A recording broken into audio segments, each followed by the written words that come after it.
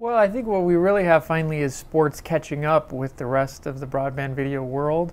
Right over the past few years, we've seen the rise of Netflix and HBO Go and really entertainment programming making it onto multiple screens, but we didn't really see that with sports. I think that started to change in 2014 with the World Cup being heavily distributed on streaming platforms by Univision as well as by ESPN, and I think that trend's going to really continue in 2015, where we see a combination of the sports leagues themselves going direct with OTT. NFL Now has been big, as well as NHL and the NBA and even MLB.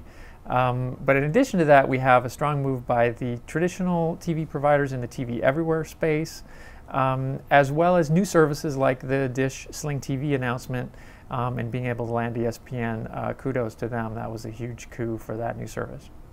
So what's driving this movement to direct OTT broadcasting, or what are the existing friction points? Well, I think we really have the consumer themselves saying that, finally we have a critical mass of devices and screens, and people really, going from sort of wanting to demanding that they can get content on the most convenient screen available, right? So I think that content follows the consumer. And so we've seen the TV guys, again, first through some core entertainment properties, movies, but increasingly through things like sports and live programming, really following the consumer onto the screens where they want to be.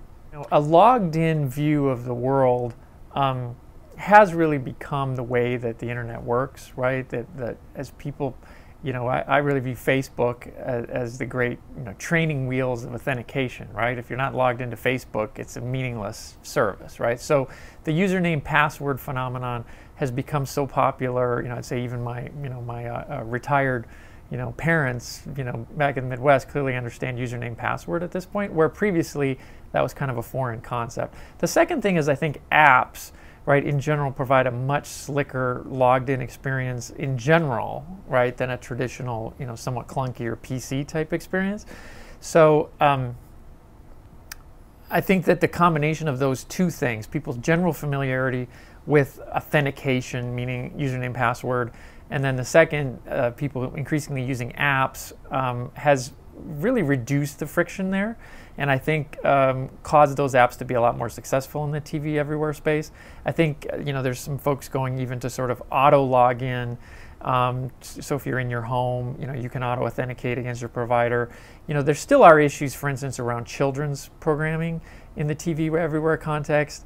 That sharing your username password of your MVPD account with in my case with my 8-year-old, is a little bit of a tricky situation, and then also the sharing situation in general, right? I think that still is pretty rampant in kind of the college campus, young millennial type community, and I think we're probably going to have to live with that for a little while longer, right? Because it's just fundamentally a very fluid definition, right, of who can be on those accounts. How do you see in the next year device consumption and app consumption developing? Right. I think like we saw previously with smartphones and tablets, I think people underestimate greatly the relevance and importance of momentum in an app ecosystem. And so you got to look at the platforms that have momentum. And right now the platforms, I believe, that have the momentum, probably no great surprise, are going to be Apple TV and the Android-based platforms. So the Amazon Android variants, right, Fire TV and the Fire Stick, as well as the Google Android TV, as well as all of those variants, I think are really where you want to look first. And that's because they're going to have the developer support, they're going to have the best apps, and they also have pretty high quality user experiences, right? So I think, and you throw Chromecast into that mix as well. So I think those platforms have significant momentum. The smart TV manufacturers themselves have quite honestly struggled, mainly because they haven't had any app momentum, right? They have a native experience, they have that input one advantage, but they haven't really been able to capitalize on that advantage, mainly because of the lack of compelling app ecosystem. So I think we'll continue to see companion devices be heavy. The game consoles will hang in there, but sort of live in their own niche. How's 4K going to develop? So, I think it's kind of been a cart before the horse type market, right, where people have put out devices, people have put out TV sets without really anything to watch on those TVs. And so in that sense, it's been amazingly successful, right, in terms of putting out a product that really has no content associated with it. So, I think that started to change a little bit in 2014 with Netflix, and then later with Amazon coming in with some 4K content. I think the big story in 2015 is going to continue to be streaming and OTT content completely leading the way with 4K. We still don't have a 4K Blu-ray standard. We still have essentially no 4K pay TV support. So really, the entire ecosystem rests on the back of streaming, which is quite unusual. Never been the case before in the case of a new video format. But surprisingly, I think it's going to start to work in 2015. I think you'll see almost all of the OTT services support at least some 4K content. The big tell will be if HBO puts up some shows in 4K. If we can get a Game of Thrones or something like that in 4K on HBO Go, that will be a big boost, and I would sort of call that as my main tell of whether the ecosystem is really getting traction or not. So DivX has been around a long time, obviously, and folks knew them back from sort of the people creating content on their PCs.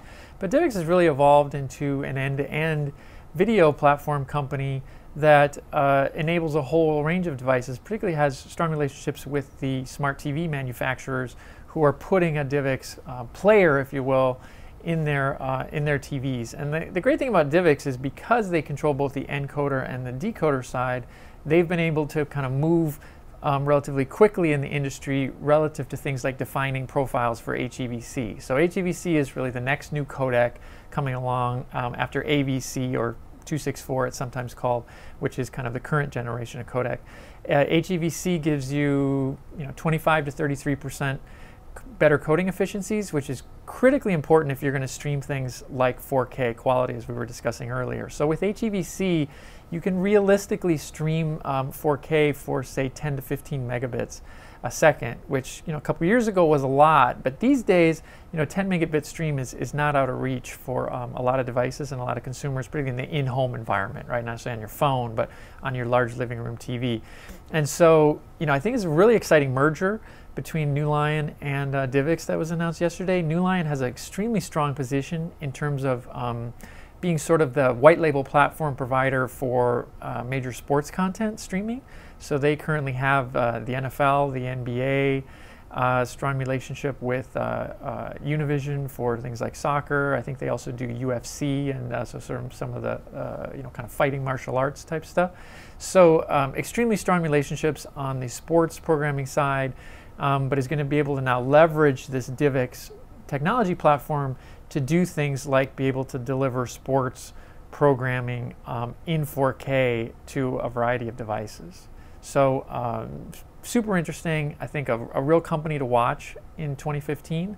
And again, potentially one that's well capitalized if broadband sports is as significant as we think it's going to be.